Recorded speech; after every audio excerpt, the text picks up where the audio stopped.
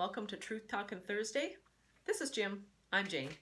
Last couple days, there's a couple things that have been on my mind. I noticed a lot of advertising on the weekend for a big, huge, I'm not sure if it was Lotto Max or Lotto 649, but there was a big 60 million jackpot or something like that. I'm not sure if it was one or not. How long would it take somebody who did not have good financial skills to burn through it? And I was thinking, wow, I guess 60 million is really not that much if you just blow through it. And I say this because I think there's, Jim, we've been talking a lot about the program that you're working on and how one of the key areas that children aren't taught is finances. They're not taught how to balance a checkbook. They're not taught how to figure out how much things cost.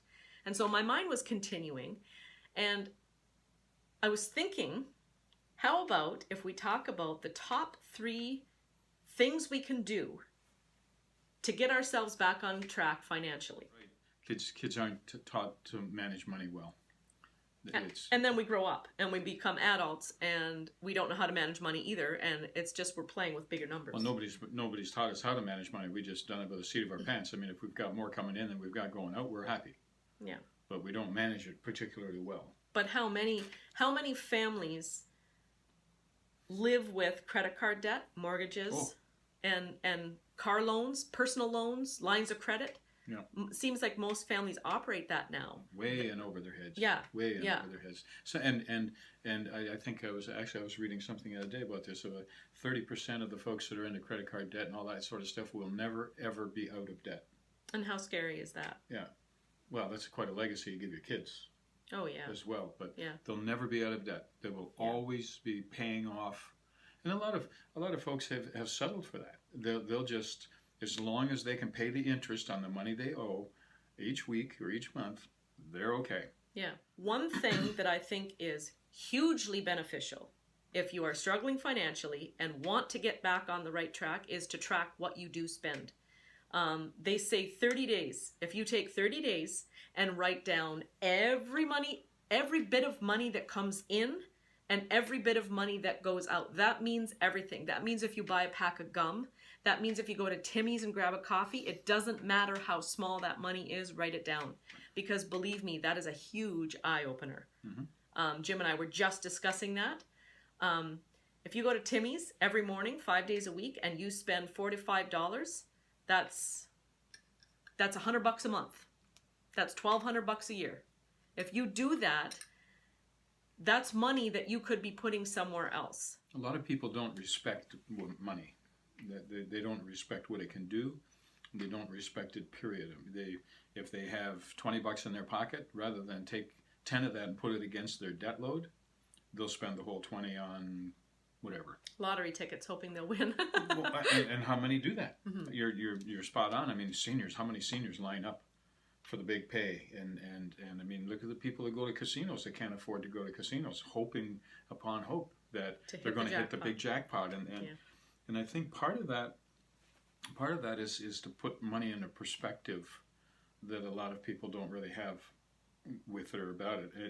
And if you were to ask people honestly, they would connect money with happiness. They would connect money with the more money I have, the happier I will be. Which is not the case. Happiness comes from within you. It has nothing to do with anything but your attitude. The second point Jim just made, we said the top 3. So the first one was tracking what you make and what you spend. Yeah. And the second Jim mentioned saving. That's something that I remember growing up as a kid when we got our allowances, even if it was 25 cents, half of that had to go into our piggy banks. And that's kind of the same concept that Jim was just talking about. If you got $20 in your pocket, save 10. That goes a long way. It is so important to have savings for the rainy day, for if something happens. You never know. So that's something that most of us don't have, is a healthy savings account. And the third thing I would say is giving. It's not all happiness. Jim just talked about happiness. It's not all about what we get. It's what we give as well. I'm not sure if anybody's familiar with The Wealthy Barber, the book. That's basically what he states in there. You save 10% of what you make, and you give 10% of what you make, and the other 80% is what you live off of. Being aware, having a budget, and being aware of what you make, what you spend, and what are your basic bills, as well as what are your incidental or occasional bills. Most people are not aware of that and do not plan for it.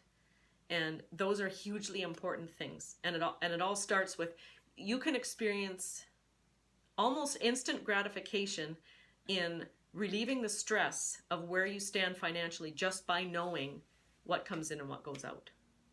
Oh, because then you have options. Think about what's connected to that. If you go the other way and you don't have enough money to pay the bill, so the hydro bill's $200, you got $165, and you got to buy groceries that week. So you have to make a choice. What are you going to do? But it's not only about stress. It's about depression. It's about anxiety. It's about panic disorders. It's no wonder that 50 or 60 or 70% of the population is on medication for mental health problems. We've created those problems in most instances. We've created those problems ourselves.